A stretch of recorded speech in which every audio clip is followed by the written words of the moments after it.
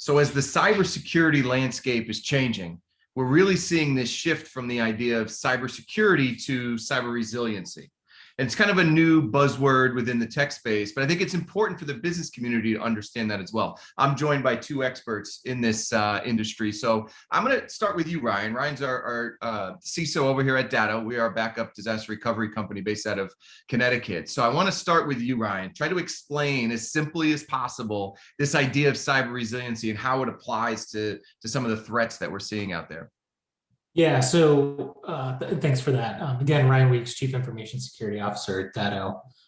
When we talk about cyber resiliency, really there's a few concepts that kind of make up the idea of cyber resiliency. And the first is this idea that it is no longer a question of if you will be breached. It is a question of when, and we call that assume breach. Every business, and I do mean every business, no matter the size, should assume that at some point they will have a security incident and a breach, and that they need to have the right technology process in place to either prevent as much of that breach as possible or respond and recover from that event in a way that minimizes the impact to your business and to your customer and to your operations. And the idea that you have the people, process, and technology in place to minimize that damage and respond when you're breached is that idea of cyber resilience. It really combines that concept of what we've traditionally called layered defense, which is generally means adding a lot of people, a lot of process, a lot of technology into your ecosystem to prevent bad things from happening, which we still need to do, but it's an acknowledgement that there's more than just that prevention and layering in those defenses that we need to do. We need to also plan for when the bad things happens, and that's cyber resiliency. And I also want to get the opinion of Tim Boyes, the Chief Technology Officer over at Grit. What do you have to add to that? Is that kind of the same mindset that you folks have and how you're conveying that over to your clients? Yeah, I think it's something that we've kind of thought about for a long time. One of the things that, in my experience, that I really want to make sure that people are comfortable with and know that they have a backup to go to. So whether it's a self-inflicted problem where someone deletes a file, deletes a folder, or it's something catastrophic like ransomware, it's just something that we really work on with our client base, and we try to have conversations with them regarding cyber resiliency. We might refer to it on a business continuity way, where we want to say, look, besides a ransomware thing, really, what about a natural disaster? What if there's a fire, a tornado, something along those lines? And it's getting people to think about their business technology from a standpoint of how can this help me survive something like that, as opposed to just being reactionary and kind of crossing your fingers and saying, well, I think we have everything we need, and I don't think that if we lost everything that it would be that big of a deal to restore from a thumb drive that I copied from my desktop a couple of months ago, or from hard paper copy. So we really try to engage with our clients and get them thinking about that. And I think we've done a pretty decent job with that. Obviously, we run into a vast array of personalities and opinions out there. But I'd say by and large, most of the clients that we have appreciate that conversation, and they definitely have their buy-in with us. So. Yeah, and I think what we're seeing too is this shift within the IT space of really it being more of a prescriptive style model where, you're presenting, this is what you need to have. It's your choice as a business owner whether to go with that. It's almost the same as a doctor saying, this is what you need to do. It's completely your choice, but I'm telling you, this is not a widget that I'm selling you here. It's a real kind of culture, multi-layered approach. So talk a little bit about, Tim, about what that looks like, what that structure, and we're talking at a high level, but what types of layers are we talking about here? So obviously backup's a big component of that. And by backup, we mean something like what you guys provide at Datto, where we've got snapshot backups, we've got offsite copies, we've got a way to verify that those offsite copies and the local copies are functioning and accessible. We also will dig into UTM type products on the firewall side. So not just a traditional router where everyone in the office can get to the internet. Products like Cisco Umbrella, where we're protecting access to DNS, known bad sites that are out there on the internet. Antivirus obviously is a component of that. We like to get involved in also on a higher level from a security standpoint. We've engaged with a provider to do SIMSOC. So kind of looking at and digging into maybe the things that we do know about right now and some bad network events that can occur, but also things that are constantly evolving and that maybe we don't know about yet. And just looking into it on a more larger scale instead of maybe the old school, hey, I have antivirus and I have a firewall and I'm all set. From a behavioral standpoint, we also like to look at, we don't like our end users to have administrative access to their machines. Sometimes that's a hard sell, but again, I think in our client base, it's mostly well received as far as that goes. We also like to dig into behaviorally phishing testing.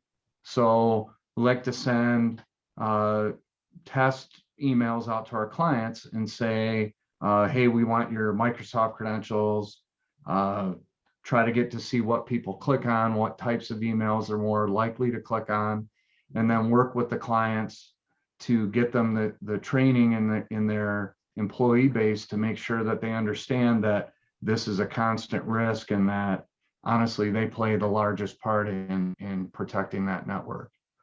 So beyond that, I would say we're looking at and always evolving at what's the next big thing that's coming out.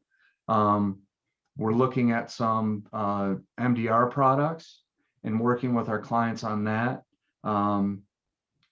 Let's call it next generation antivirus, just some things that we really want to try to cut off before it becomes problematic. And again, we've got a pretty good set of clients and it's been pretty well received on our end. Yeah, and Ryan, the kind of cliche term in the IT space is that in 2020, IT accelerated 10 years in a matter of 10 months, right? Out of necessity. That's just how we had to keep, the economy up and running. And I think that goes to the overall theme of just exactly what Tim said, the evolution of what security looks like, the products that are out there, the integrations and things like that. Because again, the business community will sometimes say, and I have a lot of conversations with business owners, I made a huge investment in security in 2018. That is probably already outdated. So Ryan, talk a little bit about that, about just how fast this is all evolving, both on the criminal side and how the good guys are trying to combat that. Yeah, certainly. I think it is definitely evolving. There is absolutely a need for there to be a layered defense, and all the controls that that were just discussed. And I know that Grit also does a fair amount of work on identity and access management. The conversation that identity is the kind of new edge, meaning the old edge used to be your network firewall, but now attackers are increasingly leveraging credentials of employees to gain entry into applications or into systems in order to facilitate their intrusions and most likely ransomware. And so credential management is absolutely critical. And so things like MFA and dark web monitoring for credential breaches, again, both of which I know Grit does, is really important to keeping yourself and your end customers safe. But with the pandemic, a lot of things changed and a lot of things accelerated. The kind of the ransomware landscape kind of took a brief pause at the beginning of the pandemic. They were kind of stunned like the rest of us, but then they came out the gate in like May, absolutely charging. And 2020 was really the year of it's like a double breach. You would get ransomware, and you would then also get data exfiltration, which means stealing your data. And I run into this conversation a lot with small and medium-sized businesses. They're like, well, my data isn't valuable to the attacker, so what do I care if they take the data? It doesn't have any value. The important thing to an attacker is not that your data is actually valuable in itself. If it is, that's great, because that's another revenue stream for them to sell it. But even if it's not, the reason they're stealing that data is because they're counting on your data being valuable to you. They don't need it to be intrinsically valuable outside of you, because if it's valuable to you, you'll pay to get it back, right? And so they've started stealing data, because even if you have a backup to recover from, they might try and say, oh, well, I have your data and I'm going to make it publicly available. Which is why ultimately, you do need backups, and backups are going to prevent you from paying the ransom and having, weeks to months of downtime and getting business back up and running. But you still need a security program that really tries to prevent that bad outcome to begin with, which is why, again, cyber resiliency is the concept of building that traditional cybersecurity program with the ability to respond and recover quickly in case it does happen. So rapid acceleration in that ecosystem. We call those double extortion attacks, the ransomware and the threat to disclose your data. So there's and the affiliate networks that are used by ransomware. So ransomware isn't just some person writing software and then compromising your machine and installing it. It's a software supply chain ecosystem. There are companies that write ransomware, and then they hire hackers as their salespeople to go and find people to target with that ransomware, and then they make a commission off of each ransom event. We call that affiliates. The affiliate network has exploded, and there's a lot more people out there trying to target companies, and frankly, they're going for numbers, which doesn't necessarily mean they're going for the companies that have the largest amount of endpoints. They're going for lowest amount of effort with maximum endpoint count. So if you think about that, small to medium-sized businesses generally may not have the same resources that an enterprise would. And so they're really focusing on, they being the attackers are really focusing on these SMBs because they don't have the same security safeguards in place in a lot of instances. And so they're easier to compromise, and they can compromise a lot of them. So they for less effort, they can get a relatively similar amount of endpoints to encrypt. And so they love SMBs for that reason. And again, because of that kind of misunderstanding that because your data is not valuable, the attacker is not going to come after you. So ransomware is absolutely a growing threat to SMBs. The top two reasons we see SMBs needing backups are because of ransomware incidents and because of disasters, which include human error and kind of mother nature type events like, whoops, I deleted that whole folder, or hey, I had a flood. But ransomware is by far and away the most common. So there's a tremendous acceleration in ransomware, and frankly, it's not slowing down, and it's only getting more prevalent. And that's really the reason that you need a quality MSP, looking after your IT systems, because it's not just about having a stable internet connection to run payment processing through and your point of sale. It's really providing you all the things that you need to stay secure in this ecosystem, which these MSPs are doing, and Grit has the right technology stack in place to help protect their customers. And so with that acceleration, you need a partner that's going to be able to understand those changes, work with partners like us at Datto who understand that, and make sure that they have the right technology and services in place to help keep you secure.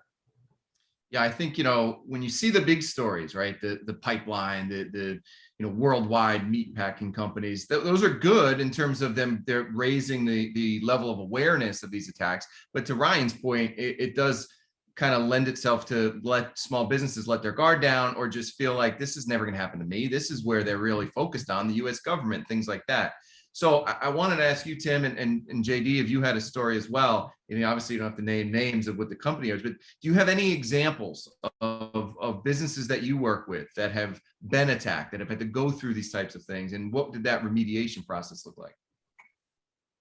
So yeah, to your point on it coming in the news and in the big meatpacking plants and the gas line, that has helped us generate some conversations with our small business clients to say, hey, are we doing what we need to do? And I think it's helping that the news is bringing that to the forefront. Fortunately here at Grit, I don't think we've had a client ransomware in over 3 years. Don't hold me to that number, but it's been quite a while, and that just going to attest to our trusted relationships with our partners and delivering the tool stack that we have. I can tell you we have had it in our environment, and prior to Datto, I mean, if you guys remember tape backups, that's a long time to recover from such a backup. So with, and even in the past, we've had hackers get into the system and try to corrupt the backups before encrypting the production data. And that obviously puts you in a position almost to you have to pay the ransomware, or you rebuild your data from scratch, which is a costly endeavor for any company. Recovery now, and we have had recoveries with Datto in place, and it's isolate the attack, and then we can use the appliance-based system to run up or spin up the instant virtualization for the servers, get them back to work while we work on restoring the actual physical infrastructure and getting their data back in place. So the RTO, and then we talk about that with our clients all the time, right? We get them to agree to an RTO and RPO in our backup, so the recovery time objective and the recovery point objective, and get them to understand that, right? We're an advisor to them. It's a shared risk model. So them understanding, to Ryan's point earlier, the assumption that you're going to get breached. It's not a matter of if, it's a matter of when, and getting them to understand that, and then getting them to have a buy-in. Cost over impact. What's the best solution for you? And backup solutions are priced all across the board, but the cost is really irrelative when you bring it up to them from that standpoint. That the RPO, how long can you afford to be down? How long can you be without your data? We find that that's a good conversation to have. Yeah, you brought up a really good point about attackers targeting backups, which is actually something I wanted to touch on briefly. We've seen this trend going back years, and Datto has a technology inside of our backup and disaster recovery product that we call deletion defense, which actually, if for some reason an attacker does find their way into the system and the local appliance that sits on your site and tries to delete backups, we actually have deletion defense, which assures that we maintain a copy of your data in our cloud.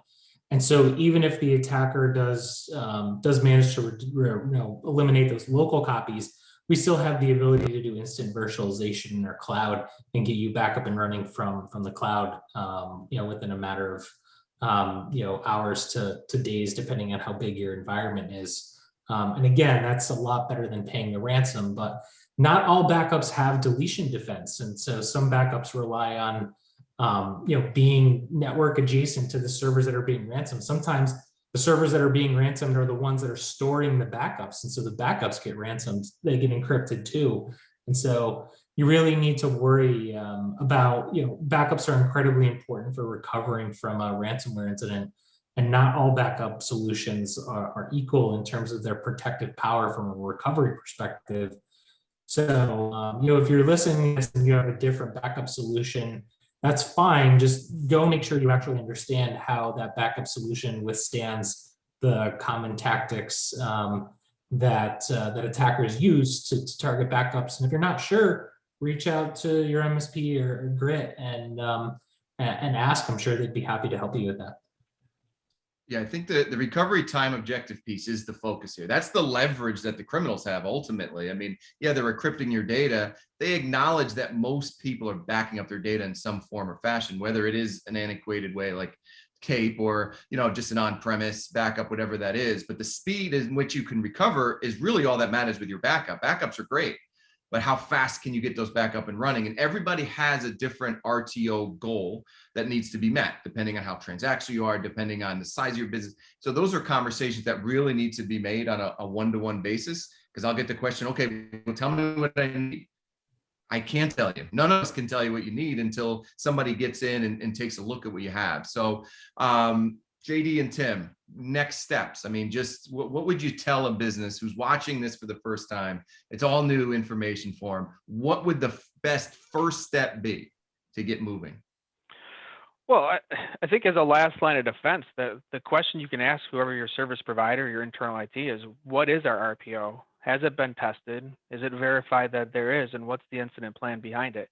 Those are great starting questions to understand maybe where you baseline. And to add to that, you could say you have a backup, but do you have someone monitoring it 24/7, making sure it is? Are they spinning up those snapshots on a daily, weekly, or monthly basis to make sure they're actually valid backups? And starting there. But I mean, I would advise our partners to not have the conversation even just around backup, but your overall security posture. And that starts with, first line of defense, training your employees. There's a cost to training employees, but the cost not to train them is going to get you. It's not a matter of if, again, it's when you get breached. That's the first line of defense. Do you have the right tools and tools in stack in your solution stack to provide you with the physical defense, right? And finally, the backup. If all else fails, what is our RPO if we do get breached? And then that would be the starting point that I'd recommend for any partner that we engage with, or when it's an ongoing recommendation for our partners that we have today. Yeah, you brought up a key word, which is cost. And when I talk to a lot of MSPs and SMBs, typically we hear a conversation around like, the SMBs are really price sensitive, and to provide security services often means that your cost is a little bit more than maybe someone that's not providing those services. And one of the things that I think is really important when you're thinking about risk to your business and your need for recovery, right? That recovery time objective is, if you're going to make a decision about your IT provider based only on cost, one of the things you need to factor into that decision is the fact that, again, it's not if, but it's when you'll have a breach. You are going to pay some way. You're either going to pay now, and you're gonna have an MSP that helps prevent those bad outcomes and helps you recover from them very quickly, or you're going to wind up paying the ransom, and you're going to wind up paying someone to come in and recover that, and you're going to wind up moving to a more kind of capable MSP anyway. And so really, if you're making that decision about which MSP to choose based purely on price alone, you need to think about all the costs that you're offsetting into finance. And if you are going to make that decision based on cost, you should absolutely have cyber insurance. But when you go and you try to get cyber insurance, the cyber insurance provider is going to ask you about your security posture. And you'll actually find that if you have a more capable MSP from a security perspective, your cyber insurance premium is going to be less. So definitely don't consider your MSP based purely on price. Really understand the security services they're offering you, how they provide you a layered defense, and how they're going to help your business recover from an attack within the timelines that your unique business needs. Yeah, and to add to that, like, it's always we always get our biggest competition to actually implementing the right solution stack is doing nothing, right? Because doing nothing has no cost, but it does delay that cost online. I would also add, like, the posture of your MSP, the security posture of the actual company, right? There's a cost that we bring on by having tools, processes, procedures, all the stuff that we partner with and resell to our clients, we have here and then some, right? So SOC compliancy, do they have the right compliancies because we hold tools that have access to our client system, right? Like every managed service provider out there has an RMM, right? And that has access, and sometimes administrative level access. Who holds your documentation with all your passwords? You know, immature MSPs might be using Excel on an unencrypted disk, you know. So those questions too, if you're looking at cost, if you're going to do MSP delivery at cost, you're going to do it. If you're a value provider and you're just doing it at cost level, you're going to cut out some of those corners. So that also increases your risk. Yeah, 100%. 2021 is the kind of, you know, I've coined it the year of the supply chain breach, which really just means as a business, you need to be thinking about the security of the partners that you bring on to help you succeed. And that actually comes all the way up to, we're a provider to Grit. So if you're using Grit or considering using Grit, you need to understand that both of these providers take security very seriously, are invested in it, and are really doing all the right things to help keep themselves secure, because ultimately our security is also your security. And so I couldn't agree with that statement anymore, that you need to make sure that your provider is also doing the right things to keep themselves safe. Really important. And often the maturity that the MSP can talk about and can deploy security services to an SMB is often a sign of how mature the MSP is themselves, and the fact that they're potentially going to be a better partner. But again, that might come at a slightly higher cost, but you're not going to be facing the you know, hundreds of thousands to millions of dollar ransom payment down the line because you were looking to save, you know, $50 a seat. Yeah, I mean, when it comes to IT and working with a managed service provider, again, very, very often it's not apples to apples, right? You do need to do that vetting of whoever you work with, including vendors. You look at the Target attack from several years ago. How did they get in? It was through their HVAC vendor. So understanding that, the supply chain piece, all this great technology is awesome. We were able to collaborate virtually and do all these things, but it just means that you have so many other ways for these criminals to get through. And that's a scary way to go through life without having that kind of sense of security, knowing that you're working with a great provider. So, well, thank you for including us. The partnership has been great between Datto and Grit. So, you know, really appreciate that, and appreciate the fact that we're spending time on this specific topic at this time. We know only about 30% of business owners are highly concerned about this stuff, which is a great stat if you're a criminal. So the more of these things and educational things we can get out there, the better. So appreciate the offer to come and join this. And this was very informative. Thank you so much.